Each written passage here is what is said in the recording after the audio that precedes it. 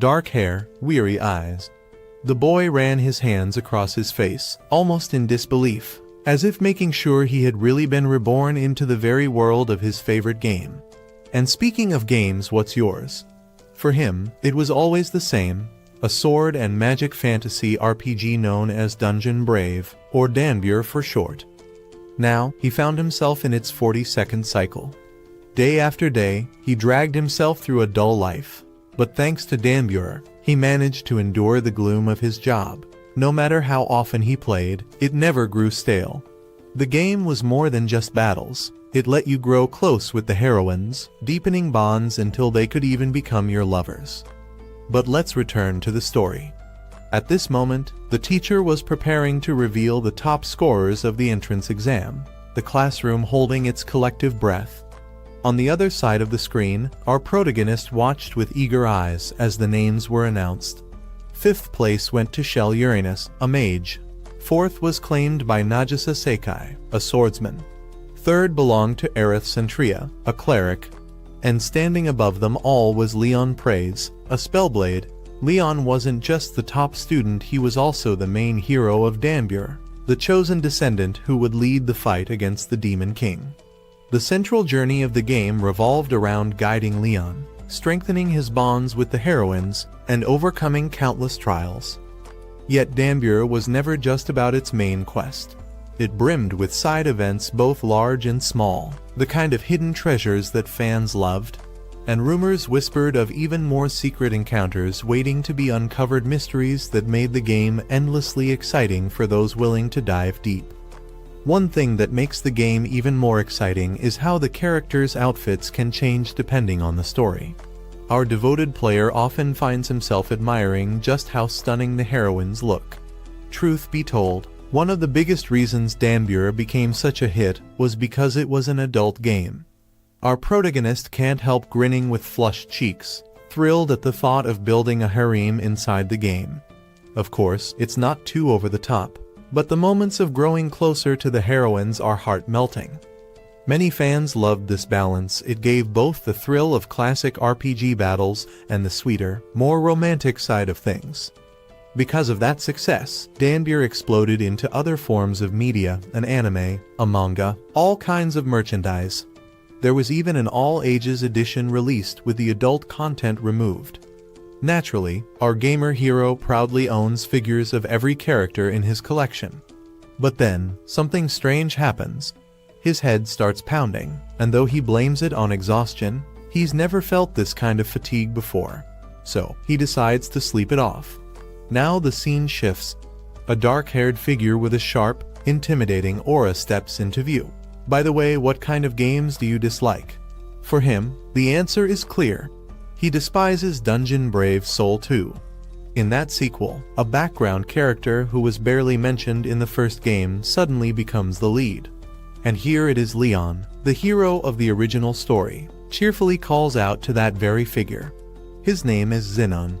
Dungeon Brave 2 begins right after Leon's great battle ends, when the Demon King has finally been sealed away. In the second game, the role shifts.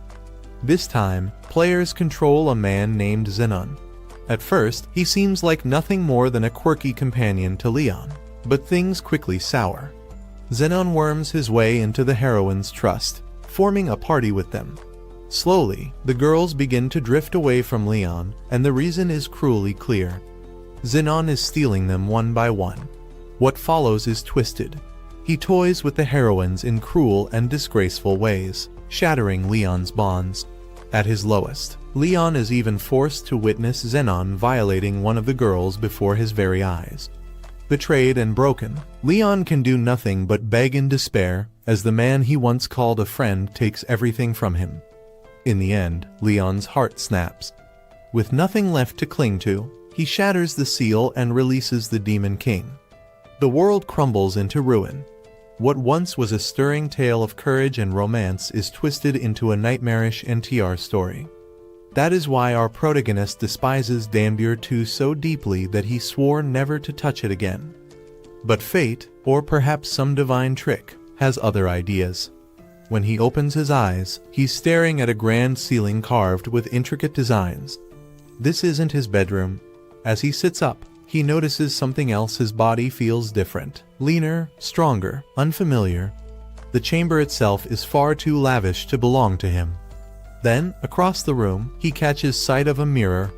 Hesitant, he steps closer. The reflection staring back freezes him in place. No, it can't be. That face, sharp and dark, belongs to the one he despises most. Zenon Baskerville. His hands roamed across his face again and again, his knees buckling beneath him. What was happening to him? This is where the tale truly begins, the story of a gamer who finds himself reborn as the very villain he despised most. The reflection in the mirror left no doubt. That face, it belonged to Zenon Baskerville. Could this mean he had been dragged into the world of Dungeon? Brave soul. He clung to the mirror, staring into eyes that weren't his own, the eyes of the man he hated. His last memory was so ordinary, simply falling asleep. Yet now, he wore the face of Danbur II's infamous protagonist. Why Zenon, of all people? Had he done something so terrible in a past life to deserve being reborn as a man who preyed upon women? If he had any choice at all, he would have gladly become Leon instead. His spiral of thoughts was suddenly broken by the sound of the door creaking open. A maid stepped inside, her beauty weighed down by a sorrowful look. Without hesitation, she dropped to her knees and begged forgiveness for entering without permission. Zenon froze, bewildered. Who was she? She explained softly that the young master rarely stirred when she knocked, so she often entered uninvited, and for that she could only apologize. Then, without warning, she began to undress. Turning her back to him, she exposed pale skin marked with faint scars. She whispered that he could punish her as he always did. Panic gripped him. Punish her? As usual. The realization struck hard. Those marks, lash scars. Did the real Zenon torment this poor girl every single day? Was the real Zenon truly the kind of man who whipped her every day? What a wretched excuse for a human. But here was the problem: he wasn't Zenon. And if he suddenly acted too kind, people might notice something was off. So, he chose a middle path. He draped a piece of clothing over the maid's bare back and said calmly that she would not be punished today. Still, to keep up appearances, he added that under normal circumstances, she would have received 10 lashes. Then he ordered her to dress herself again. As he glanced down at his own outfit, he noticed everything he wore was black. Yes, these were without a doubt the real Zenon's clothes. Once the maid was clothed again, she bowed and quietly asked what he wished her to do next. Now that he had the chance to really look at her, he realized her face was surprisingly beautiful. Who would have thought such a lovely girl would be treated like a background character in the game? For now, he asked her something simple. The date. She replied softly it was April 5th, year 101 of the Slayer calendar. That confirmed it. He really was inside the world of Danbur. And April 5th. Yes, he remembered it well. That was the very day of the Royal Academy's entrance ceremony in the capital. His lips curved into a small smile. So, it seemed he would be starting at the academy today. But before he could get too far with that thought, the maid spoke up again. She asked if he wasn't going to do his morning training. Training? He blinked in surprise. She explained that he practiced every morning without fail, so she assumed today would be no different. This was news to him. The original Zenon training daily. That was never shown in Danbur 2. He had never imagined the man he hated might have been hardworking in his own way. The maid asked if he wanted to head straight to breakfast since he had skipped his training.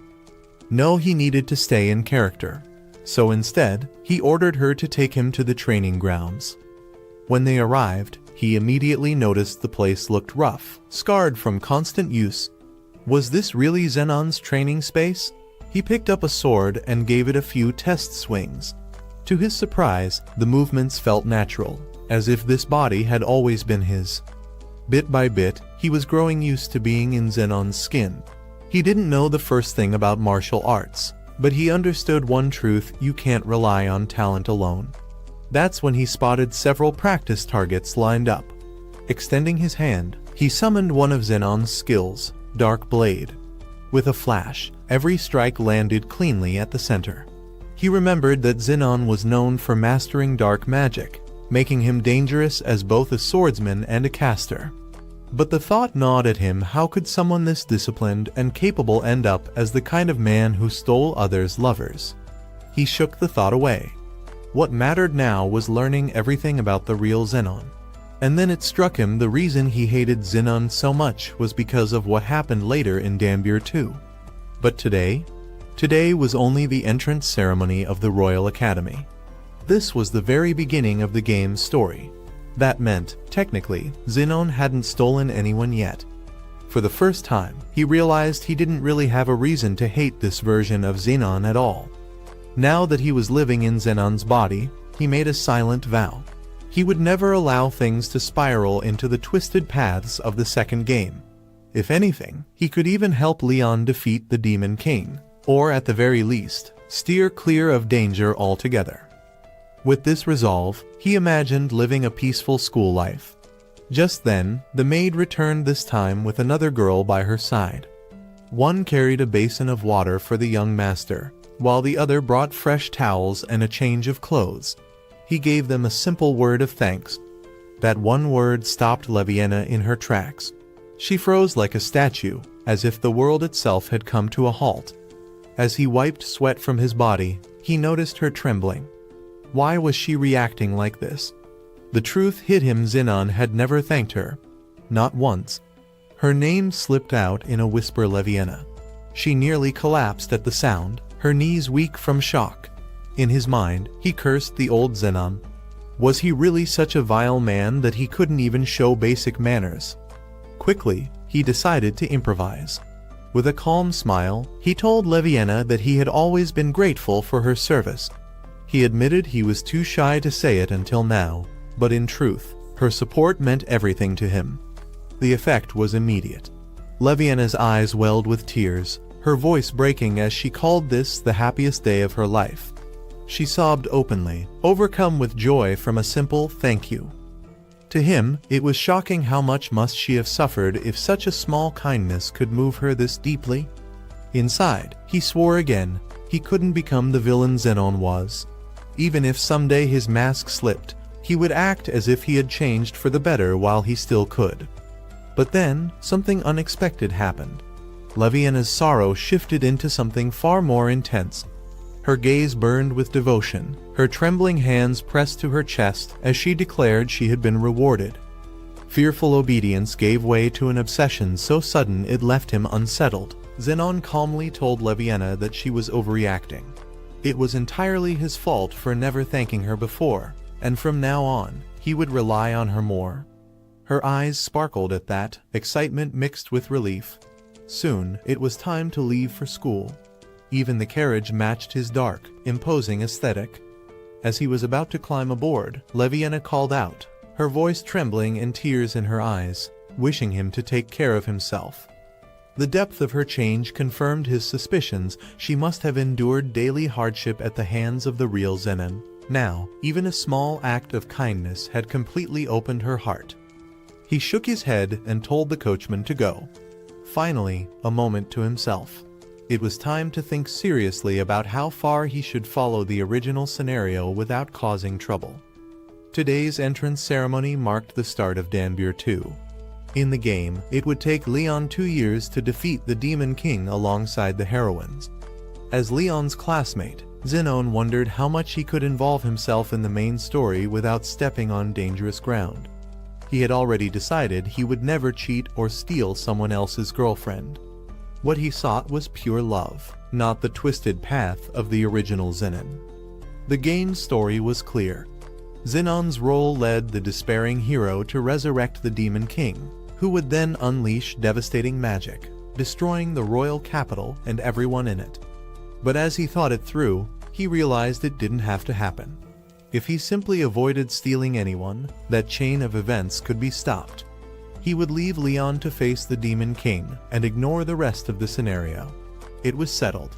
He would not walk the path of the villain Zenon, he would forge his own way. Zenon arrived at the academy sooner than expected. He lifted his gaze toward the towering archway at the entrance, and for a moment, he simply stood there, stunned.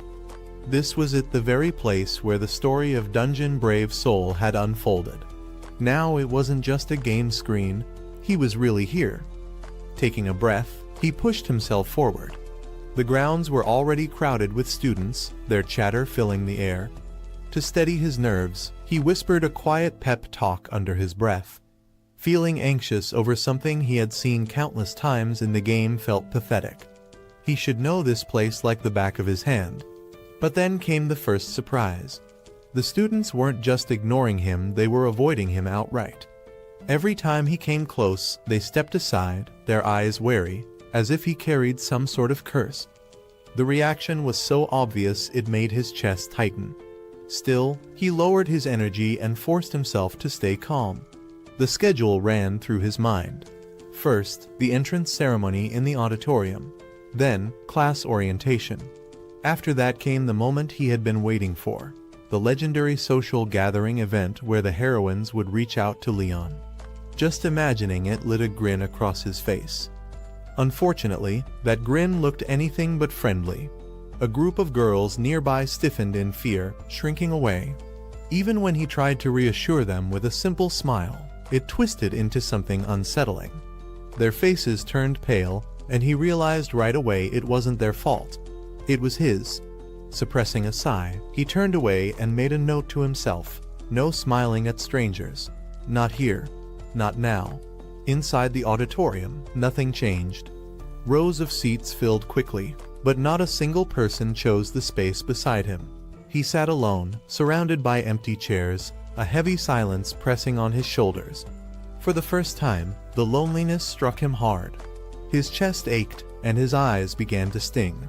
Here he was, Zenon, yet utterly alone. Still, no matter how much he tried to distract himself, the truth remained: he was Zenon Baskerville. The cruel villain, the woman stealer, the wretched role in this tale.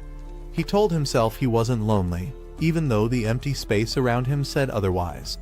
After a while, the last of the students filed into the auditorium. The air grew quiet as the head instructor stepped forward and announced he would reveal the students who scored the highest on the entrance exams. Zenon instantly recognized this part of the story. This was the moment the heroes made their entrance. The first name called, ranking 5th, was Shell Uranus. She rose gracefully from her seat, her presence lighting up the room. A noble's daughter from the frontier, and more importantly, Leon's childhood friend. Back in their village days, it was Shell who encouraged Leon to chase his dream of studying at this academy. Her first class was that of a mage, standing at the rear and commanding powerful offensive spells. In Zenon's memory, she was a bright, curious girl who always seemed full of life. Fourth place went to Nagisa Sekai. Her appearance alone made it clear she hailed from an eastern land, steeped in samurai traditions. The daughter of a dojo master, Nagisa carried herself with sharp discipline. Yet there was a shadow lingering inside her heart. A central part of her journey was whether she could overcome that darkness.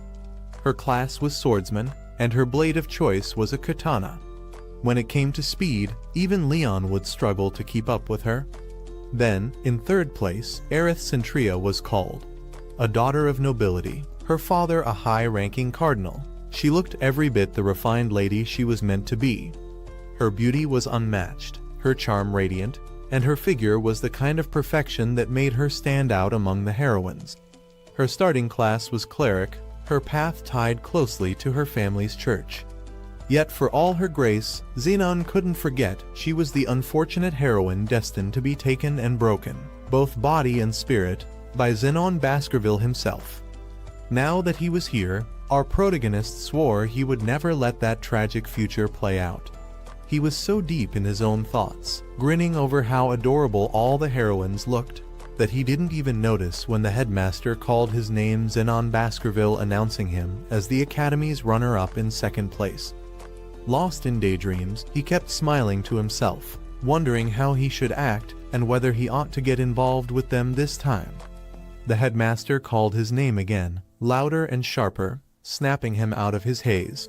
Only then did he realize the entire hall was staring at him, brows furrowed in irritation.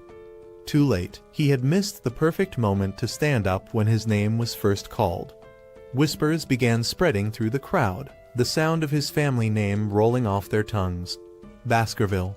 A noble house, yes, but one stained with infamy. Some claimed they had arranged the assassination of the previous king. Others said their bloodline was tied to the criminal guilds. There were even rumors that they plotted with neighboring nations in secret. This was bad. He hadn't meant to draw attention, but now every eye was on him. The headmaster shook his head in disappointment and began to lecture him. He admitted Zenon's ambition to rise higher was admirable for a son of such powerful lineage. But this was the Royal Sword and Magic Academy. Here, commoner or noble, all stood on equal ground. Titles and blood meant nothing within these walls. The headmaster's stern voice cut into him, telling him to abandon any arrogance and to never act with such disrespect again. But the truth was painful. He hadn't meant to act rude at all. He had simply missed the timing. What now? Should he stand up? If he does, won't it just look pathetic? And if he makes a fool of himself here, he might paint a target on his back for bullies later. In the end, he stays seated. From his chair, he bows his head slightly and apologizes to the headmaster, promising he'll remember the man's advice. The room goes silent. Too silent. That's when he feels the stares every heroine in the hall is watching him. In his own mind, he swears he meant the apology sincerely, even if it might have come out sounding arrogant. The headmaster narrows his eyes. To everyone else, it looks like Zenon Baskerville is being defiant, as if he has no intention of changing his behavior. Great. Somehow, he just made things worse. But didn't he apologize? He isn't trying to be rebellious. He's not the villain everyone thinks he is. Luckily, the headmaster decides to let it go. After all, today is meant to be a celebration, not a scolding. Still, the man warns that if Zenon shows no signs of improvement in the future, there may be consequences. That thought leaves him rattled. What exactly had the real Zenon done before this? He honestly believed the issue was only that he didn't stand when his name was called. In truth, he just wasn't used to hearing himself called by Zenon, so his reaction had been delayed. The ceremony continues, and at last, the top student is announced. First place, Leon Brave, the class president. A handsome blonde boy, the son of a true hero. Leon carries the power to seal the Demon King, the one and only protagonist of Danbur. Though born a commoner, he's brilliant, skilled, and admired by everyone, especially the heroines. His starting role is Rune Knight, a rare class that combines swordsmanship with magic. In the game, only 2 people ever held that job. Our protagonist's eyes fix on Leon as the blonde boy rises to his feet. Having played through Danbur so many times, he can't help but admire the sight of the game's true hero standing in the flesh. But then Leon's gaze shifts toward him and sharpens into a glare. Zenon stiffens. Why? Why would Leon look at him like that? He hasn't stolen any heroines, not yet. There's no reason for such hatred. Confusion lingers in his chest as the headmaster instructs Leon to deliver the greeting on behalf of the new students. Leon steps forward and walks to the podium with steady confidence. Meanwhile, Zenon's mind spins, wondering if his own awkward behavior earlier somehow offended him. Did his late response during roll call bother Leon? The speech begins. Leon speaks of his humble roots, how he was born a simple commoner in the countryside, and how under normal circumstances, he wouldn't even have the chance to stand here. Yet here he is, a student of the Royal Sword and Magic Academy. He gives heartfelt thanks to his parents, and also to Shell's parents, who raised him and guided him like their own child. He extends his gratitude to the faculty and upperclassmen as well. Listening to all this, Zenon half expected something more dramatic, like Leon boldly declaring himself a future hero. That would have been fitting for the game's protagonist. But instead, his words are plain and sincere, almost disappointingly so. Then Leon continues, stating the real reason he came to this academy: to grow stronger, so he can protect the kingdom. Though the Slayer's kingdom enjoys peace now, evil still lurks in the shadows, and people continue to suffer. He vows to fight against that evil, to become strong enough to guard his homeland. Hearing this, Zenon finds himself nodding in quiet approval. But then Leon takes his speech one step further. He declares that the evil he spoke of isn't far away, it's here, sitting among them as a fellow student. The room freezes. Murmurs ripple through the crowd. Zenon blinks, stunned. What? That wasn't in the script. And then he realizes Leon's eyes are fixed directly on him, sharp and unwavering. Why? Why is the protagonist glaring at him like an enemy? He hasn't done a single thing yet. Where is this hatred coming from? Zenon's thoughts race. In the first Danbyr game, his character was nothing more than a nameless extra, barely worth a mention. But in Danbyr 2, things changed. Suddenly, he was rewritten as a villain with a tragic backstory and even promoted to a rival role.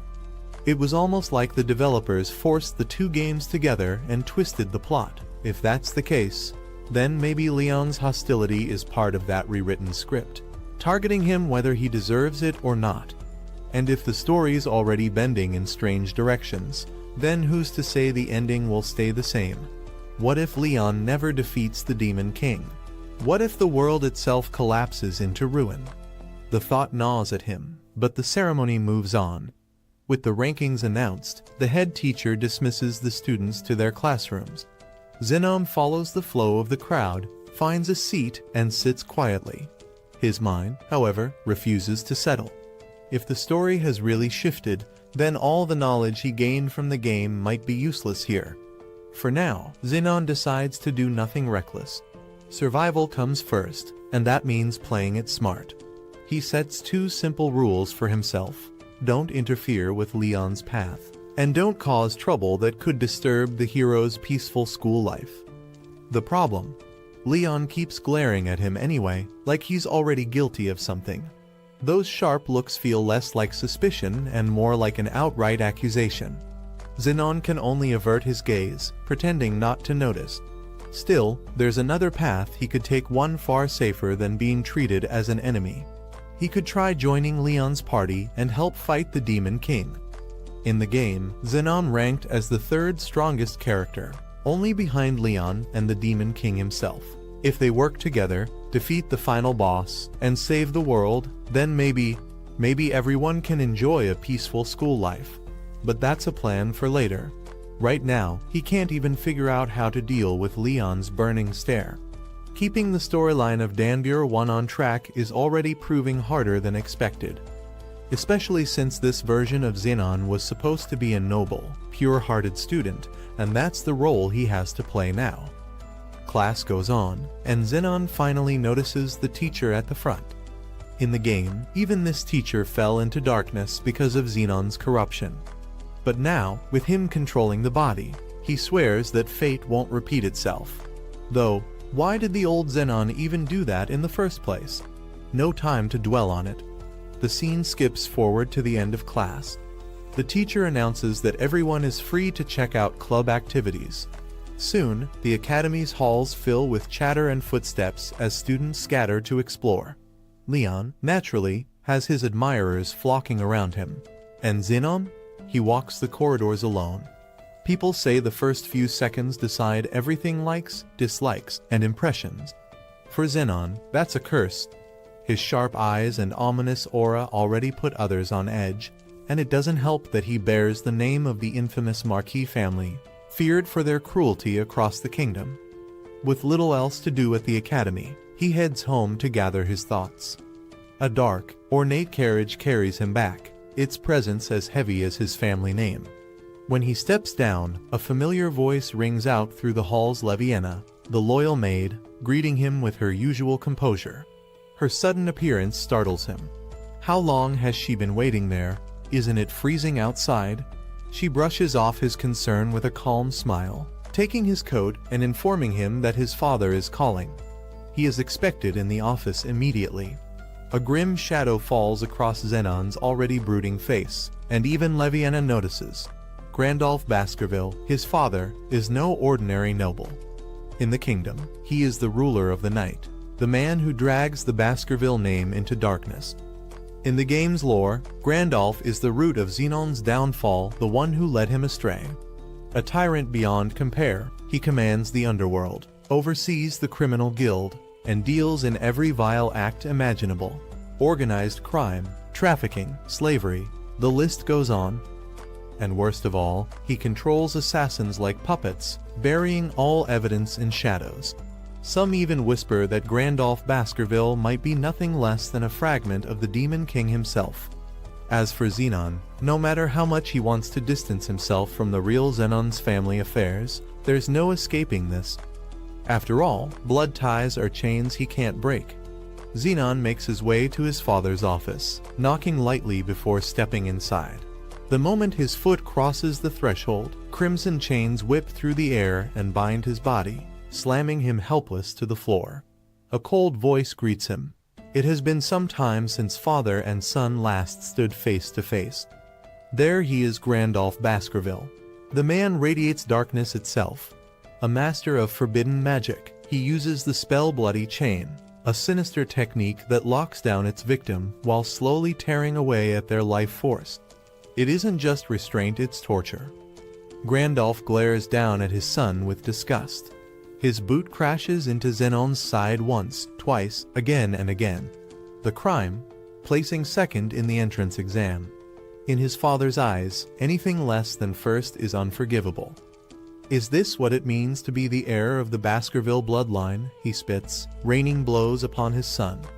The Baskervilles rule the shadows of the kingdom, and for them, only strength decides worth. To falter is to disgrace the family. And so, Gandalf continues his merciless assault, declaring that weakness has no place in their name. Zenon can barely keep his eyes open under the pain, his body trembling. His father sneers at his pitiful state, calling him pathetic for failing to endure even this much. Then comes the promise: if Zenon does not claim the top rank in the next exam, far worse punishments await. With that, Gandalf turns away, his cloak trailing like a shadow. He declares he'll be away on business, leaving his son in the care of the steward.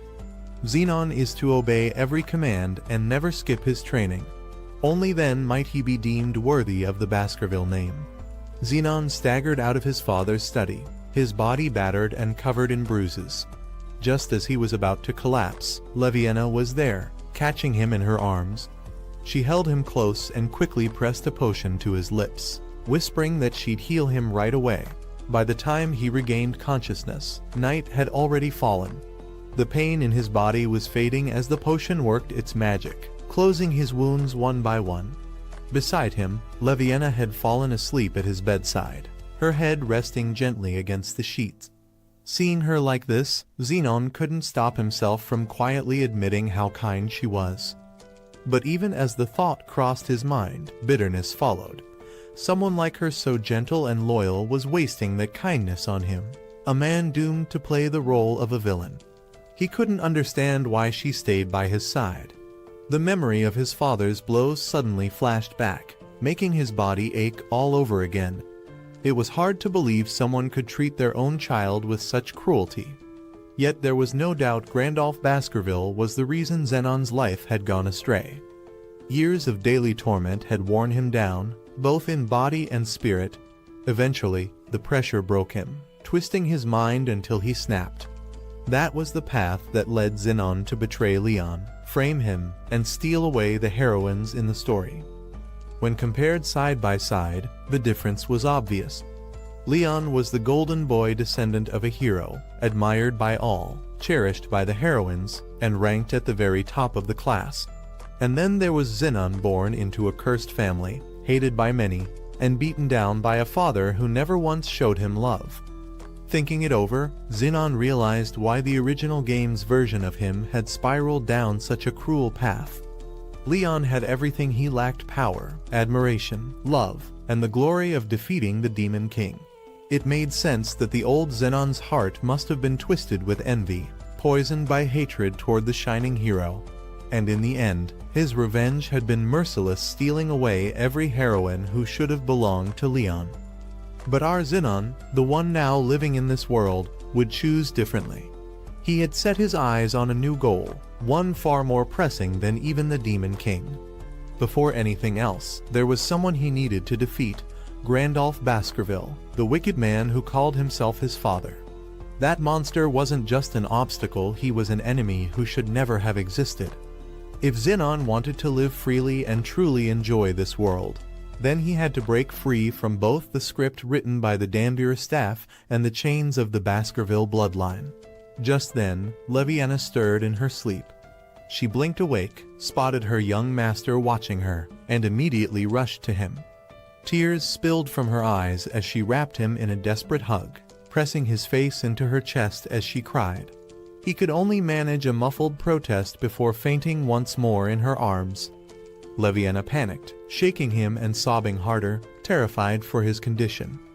Meanwhile, as the night grew darker and his strength slowly began to return, Zenon quietly set his mind to work. He started writing down everything he remembered from the game, the characters, the storylines, every important detail. He needed to confirm how closely this world matched the one he knew, and whether his knowledge could still guide him through what was to come.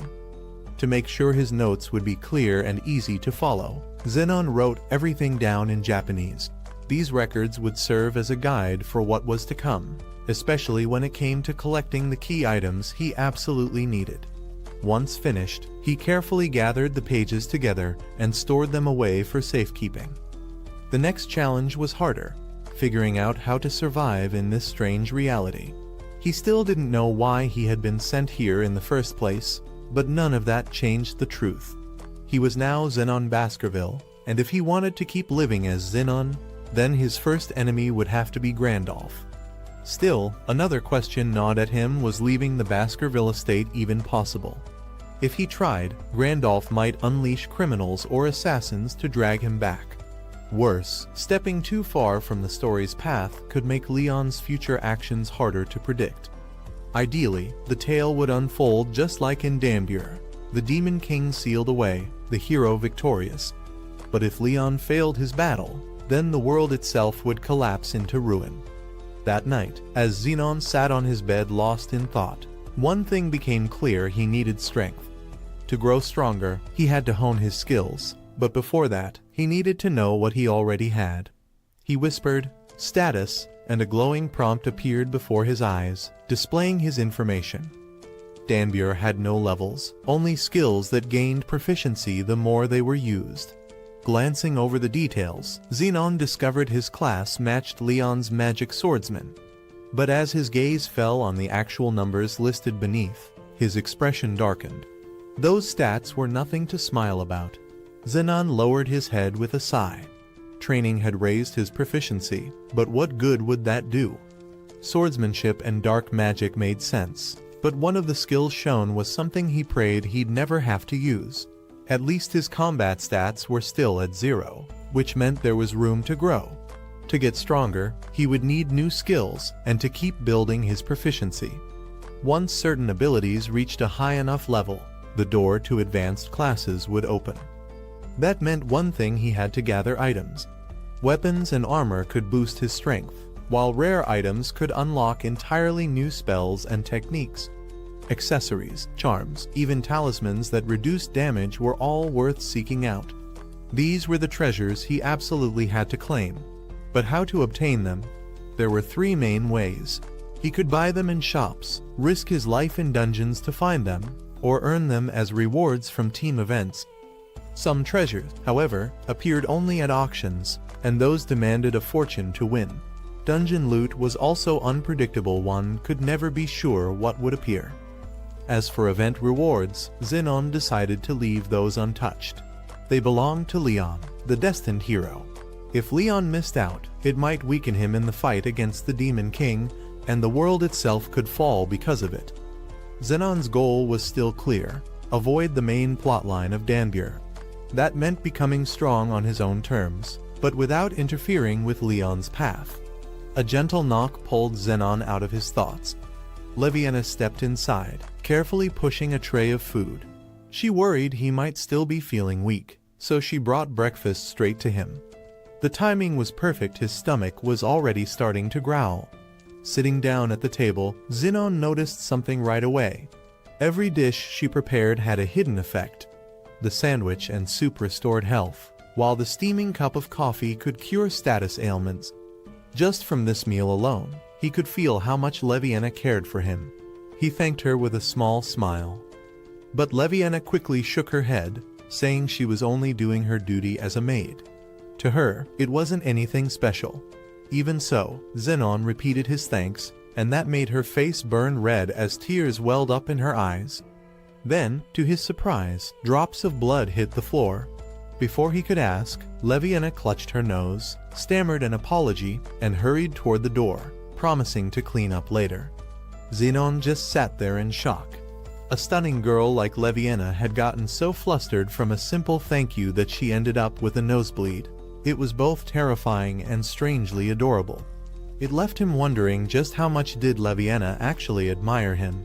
Still, when he thought about it, the original Zenon already had plenty of loyal allies. There was never any reason for him to steal another man's lover in the first place. After finishing breakfast, Zenon got dressed and stepped out of his room. At the end of the hallway stood Zeus, the head butler of the Baskerville household, already waiting. As the man who managed the entire estate, it wasn't unusual for him to keep an eye on the young master. Zeus greeted him with a calm smile but a hint of concern in his eyes. He mentioned that Zenon hadn't trained in the garden this morning and came to check on him. Zenon tilted his head and asked, half-jokingly, if the butler planned to report his laziness to his father.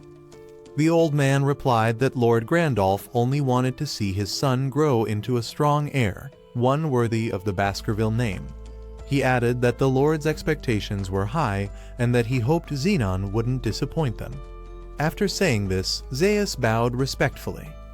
Zenon brushed past him, his voice steady as he said there was no need to worry. He would live up to those expectations on his own terms. Zeus straightened up and asked if the young master had any plans for how he intended to get stronger. Zenon paused for a moment before replying that there were other ways to gain strength besides endlessly swinging a sword. He promised that one day he'd become strong enough to shock even his father. With that, he headed off toward the academy. A week went by in a blur. Nothing much changed. Zenon was still as isolated as ever, and his classmates continued whispering behind his back, unnerved by his sharp, intimidating features. Leon, as usual, showed open hostility whenever they crossed paths. But Zenon didn't care anymore. When it came to academics, he had no trouble keeping up. And as for magic, it flowed through him as naturally as breathing. Aside from his usual classes, there's one Zenon has been waiting for, and it's finally here.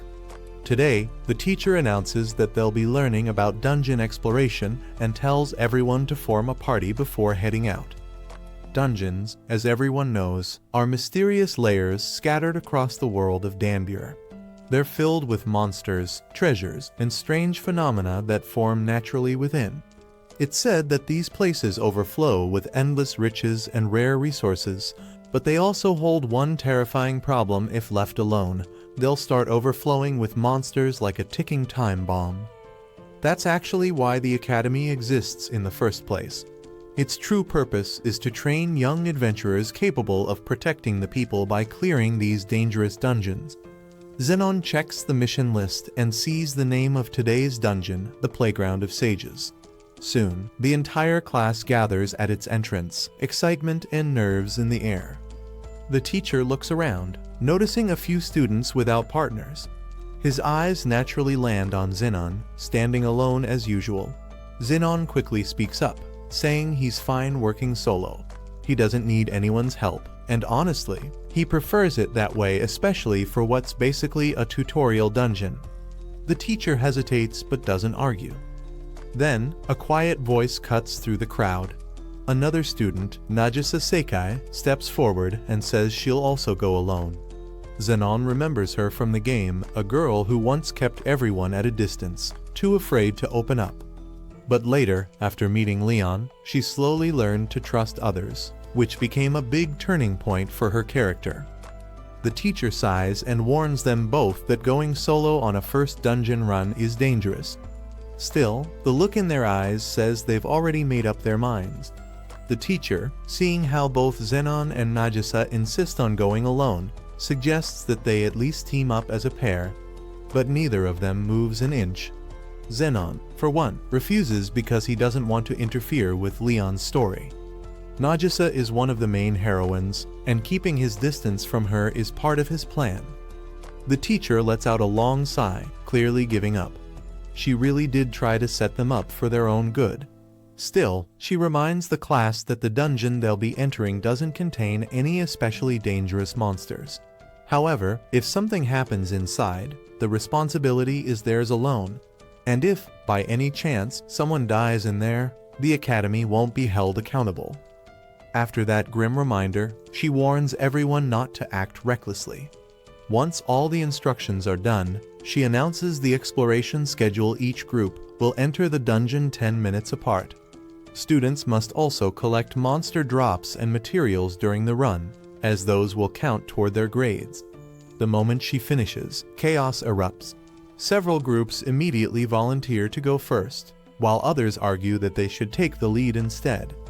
The noise fills the air as students bicker over the order.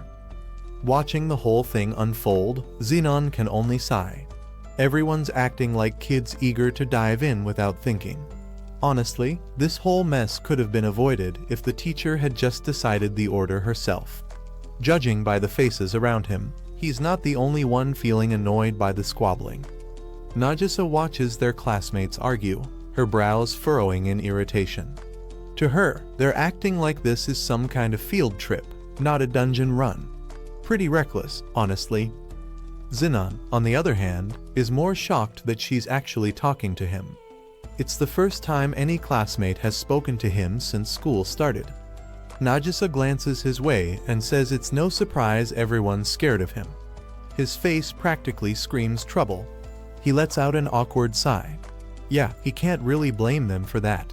Still, he asks what she's planning to do. Nagisa simply replies that he looked like he had nothing better to do, then steps forward and announces that if no one else will decide, she'll go first. Before Zenon can say anything, she's already striding ahead with calm determination. Well, what do you know, turns out this girl's got guts. As Nagisa walks past her classmates, a few start whining that it's unfair, but she ignores every word and disappears through the dungeon gate without a glance back. The rest keep arguing, louder than before, until Zenon finally snaps. He raises his voice, scolding the entire class for wasting everyone's time.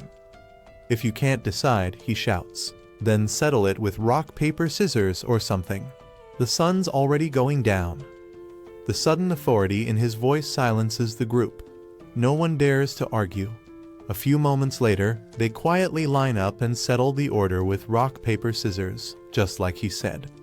In the end, thanks to Zenon's outburst, the dungeon exploration finally starts moving smoothly. The teacher walks up to Zenon, a small smile on her face. She praises him for showing such strong leadership earlier, something she never expected from him. Because of that, she admits she's starting to see him in a new light. Zenon shakes his head. "You don't need to change how you see me," he says calmly. "You don't even know who I really am." She pauses, caught off guard. He's right. The truth stings a little. Just like the other students, she's been keeping her distance from him, judging him based on his cold eyes and his family's reputation. As a teacher, she knows that's wrong. She should be fair, not biased. Trying to move past the awkward silence, she asks if he's fine with being the last one to enter the dungeon. After all, he didn't even join the rock, paper, scissors match to decide the order. Zenon nods and says he stayed behind for a reason. There's something he wants to confirm first. The treasures we find in the dungeon, he asks, are they taxed like the usual ones? The teacher explains that this dungeon is part of their academy training. It's managed by the school, so any items found here won't be taxed, but they won't sell for much either. She also adds that this place is relatively safe. There aren't any dangerous monsters inside. That doesn't bother Zenon at all. He's more relieved that there's no tax involved. "Good," he says simply. "Then I'll focus on collecting as much as I can." He turns toward the dungeon entrance, ready to go. The teacher watches him, her voice softening as she calls out, "If things get dangerous, promise me you'll come back." Without looking back, Zenon gives a short nod and continues forward into the shadows. Zenon waves her concern away with a small gesture, but inside, he can't help but think she's a good person, a dependable teacher, even if she worries too much about someone like him. It's strange to see her like this, knowing that in the game, this same woman ends up locked in a basement, treated like a dog by his villainous character. He silently vows that he'll never let such a twisted future unfold in this world. Standing before the dungeon's dark entrance, Zenon feels a rush of excitement. It's finally time to test himself. As he steps inside, two slimes bounce out from the shadows. With a swift motion, he draws his blade and unleashes Shadow Edge, slicing both creatures cleanly in half. The lifeless bodies jiggle before revealing their glowing cores. He picks up one of the drops, a slime core, and examines it closely. So it really is just like the game, he thinks. Everything works exactly the same way. Since this is only a beginner's dungeon, there are no traps or strong enemies. Perfect for solo exploration. Moving deeper, he encounters strange floating orbs drifting through the air. They dart toward him, but his sword flashes again, cutting them down without effort. Another round of easy drops. No challenge, yet more like a warm-up. As he ventures further, more slimes appear, swarming together as if trying to overwhelm him. But Zenon just smirks. "Small fry will always be small fry," he mutters. He charges forward, slicing through the bouncing wave of monsters, each swing echoing in the tunnel. To him, this is nothing more than practice punching bags before the real fight begins. It didn't take Zenon long to wipe out the entire slime nest. Once the last one melted away, he sheathed his blade and kept moving through the dim corridor that twisted deeper underground. Before long, he reached the passage leading to the lower levels and began his descent. The moment he stepped into the next floor, he spotted 3 classmates slumped against the wall, all injured. One looked especially bad, clutching his arm and trying not to groan too loudly. From what Zenon could hear, they'd been beaten by weak monsters, nothing more than low-level pests. One of the boys muttered in frustration, ashamed to have lost to something so small, but tried to brush it off since this was his first dungeon dive. While they struggled to recover, Zenon was the complete opposite, cutting down monsters left and right, leaving behind trails of glowing cores as he advanced deeper. By the time he reached the 3rd floor, the air had grown heavier, and he could already tell this was where most groups started to fall apart. Sure enough, more students were scattered along the tunnels, many covered in bruises and burns. Zenon expected it. The deeper you go, the harsher it gets. Still, something caught his attention, a girl kneeling beside an unconscious classmate, gently resting his head on her lap as she cast a healing spell. He realized she must be one of those gifted students with a powerful recovery skill. Not wanting to get involved, he looked away. Partnering with the wrong people always ends in disaster, and Zenon had no time for that. Then a clear voice echoed through the hall. "Line up, I'll heal everyone." It was Aerith, the blonde prodigy known as the Sage. One by one, the wounded gathered around her as golden light flowed from her hands, sealing cuts and easing pain. What amazed Zenon wasn't her beauty, but her mana. It never seemed to run out, no matter how many people she helped. Her classmates surrounded her with gratitude, their voices full of relief. Zenon, standing a few paces back, just stared in silence.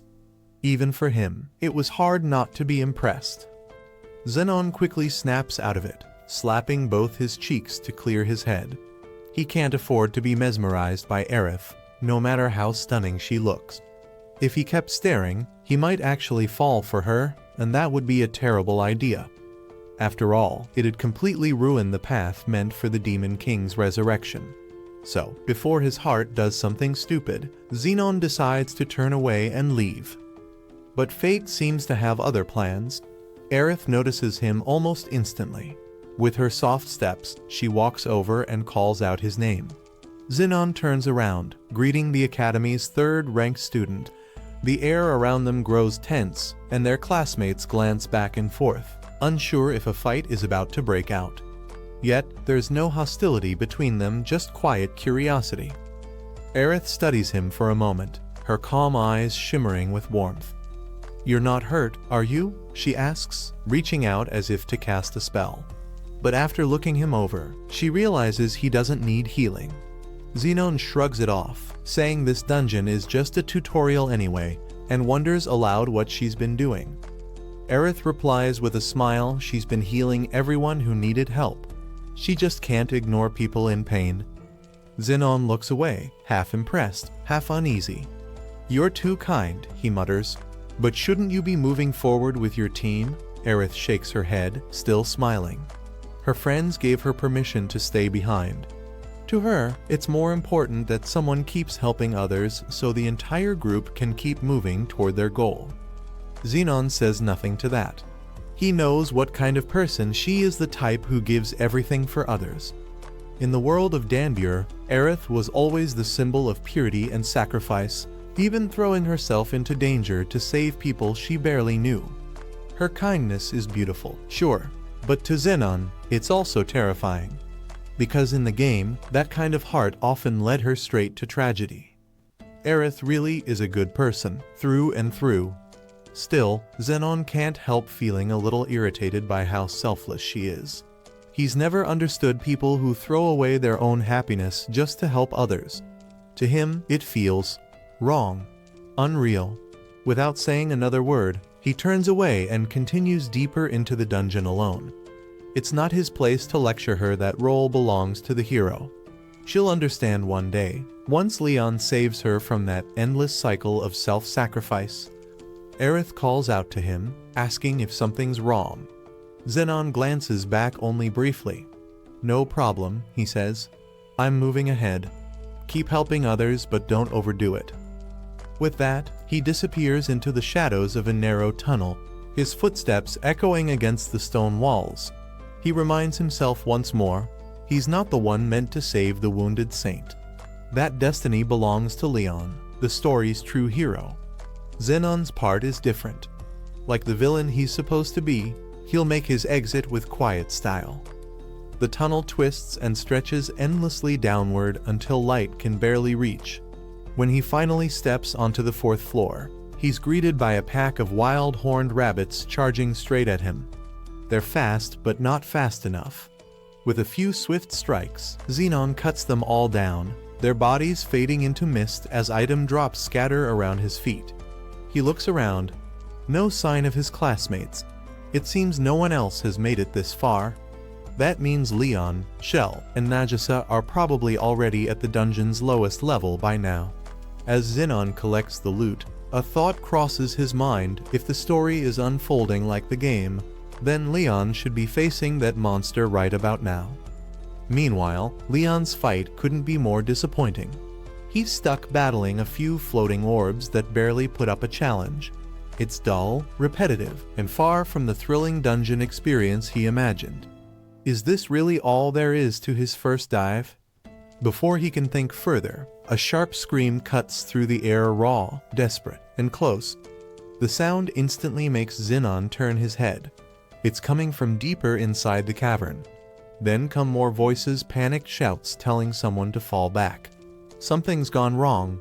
Without hesitation, Zenon sprints toward the noise, his instincts on high alert. When he bursts out of the tunnel, the scene before him makes his eyes widen. 2 of his classmates are there, cornered and wounded, and standing over them is a monster that shouldn't even be on this floor. A gargoyle. Its stone claws glint in the dim light as it lunges forward, slashing into a girl named Alicia.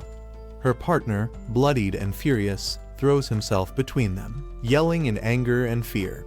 The gargoyle only laughs, a deep, twisted sound echoing through the chamber as it raises its blade again, hungry to kill. Zenon freezes for a moment, piecing it together. This isn't right. That creature is supposed to appear on the dungeon's lowest level, not here.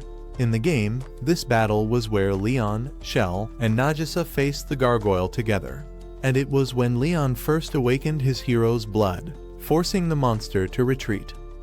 But now Zenon remembers there was a detail in the original story. The gargoyle didn't die that day. It fled, killing several students on its way out. That was the tragedy that pushed Leon to train harder, to grow stronger. The spark that lit his hero's journey, and now it's happening right before Zenon's eyes. As Zenon watches the two students cornered by the gargoyle, a cold realization hits him.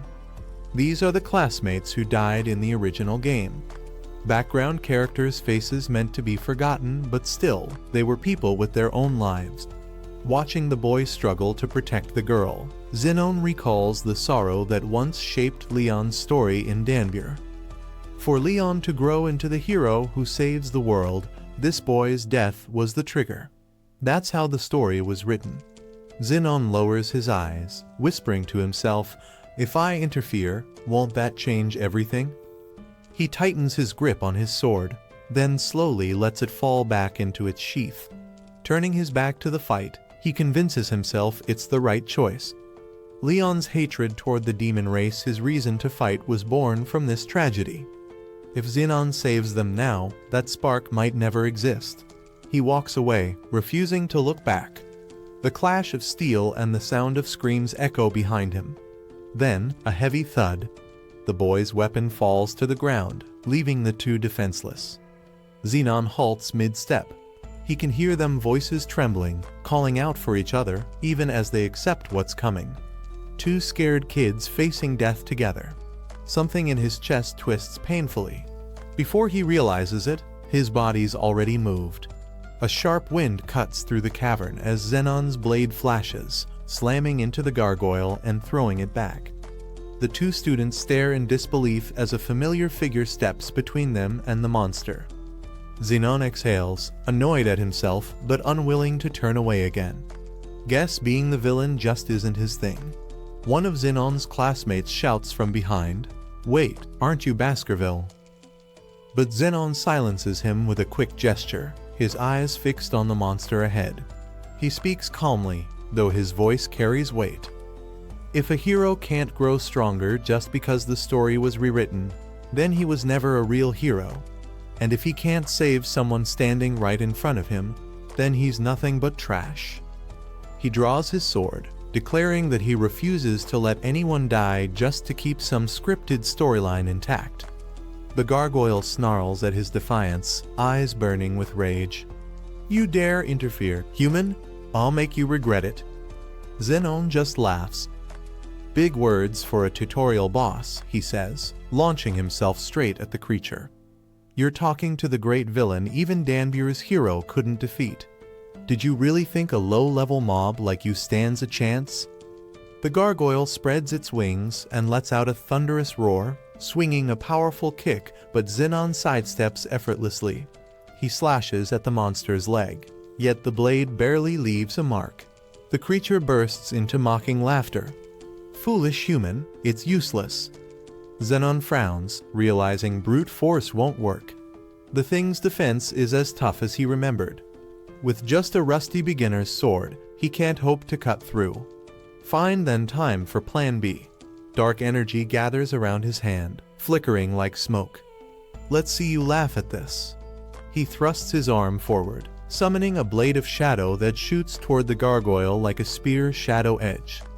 That strike clearly hit its mark. The gargoyle reels back, hissing in pain. Zenon can tell he's found the right approach. This monster's body might be tough, but its resistance to magic is weak. The strategy is obvious now: magic attacks only. The problem is, how many spells will it take to bring this thing down? The gargoyle takes to the air, beating its stone wings. Shards of rock begin to form along its forearms, then launch toward Zenon like a storm of blades. He twists and dodges through the barrage, barely keeping his footing against the massive creature. Even he knows this kind of monster usually requires a full team to defeat. But Zenon's alone, and still he refuses to back off. "This ends now," he mutters. When the gargoyle swings a huge arm at him, Zenon doesn't retreat, he runs straight toward it, using the creature's limb like a ramp. He dashes up its arm, closing the distance in seconds. The monster roars, but Zenon's faster. He drives his blade deep into the spot right under its chin, the weak point every Danbure player knows about. A deafening roar fills the cavern. The gargoyle thrashes, its body cracking. In Danbure, every enemy has a critical spot, and hitting it means instant devastation. For this one, that weak point is right beneath the jaw. Zenon smirks, voice steady. How does it feel, losing to someone you once called weak? He remembers how this same monster slaughtered his classmates before the hero finally defeated it. Maybe this is what justice feels like. The gargoyle tries to roar its usual, "Kill all humans" chant, but the words never come out. Its body turns to stone dust before it can finish. Zenon raises his hand, channeling dark energy that bursts into a blazing hell flare. The attack slams through the gargoyle's skull, and with one final shriek, the monster crumbles. Zenon slides his sword back into its sheath and looks down at the dying creature. The strongest starter class in this world is the magic swordsman, he says calmly. That means me and Leon. The gargoyle's body collapses, scattering into dust as Zenon adds, "There's no way I'd lose to a weak tutorial boss like you." When the ashes fade, they leave behind an item drop much larger than usual. He picks it up, staring at it for a moment. This is proof. His first real victory since arriving in this world. He's not sure how killing this event monster will affect the story, but for now, he allows himself a small sense of pride. He saved 2 lives that were supposed to die here. That's enough. As he pockets the item, Zenon turns to his wounded classmates. The boy helps the girl sip a recovery potion. "You okay?" Zenon asks. The girl smiles weakly and nods. "We're fine. You really saved us." Noticing the empty bottles scattered around, Zenon realizes they're almost out of potions. He hands over 2 from his own supply. The boy tries to refuse, saying they can't repay him, but Zenon just waves him off. "Don't worry about it. They're cheap." The boy's eyes fill with tears at the gesture. He gives the potion to his unconscious teammate, relief washing over him as she starts to recover. Zenon watches for a moment, then quietly turns away. Behind him, the boy drops to his knees and bows deeply. "Thank you for saving us," he whispers.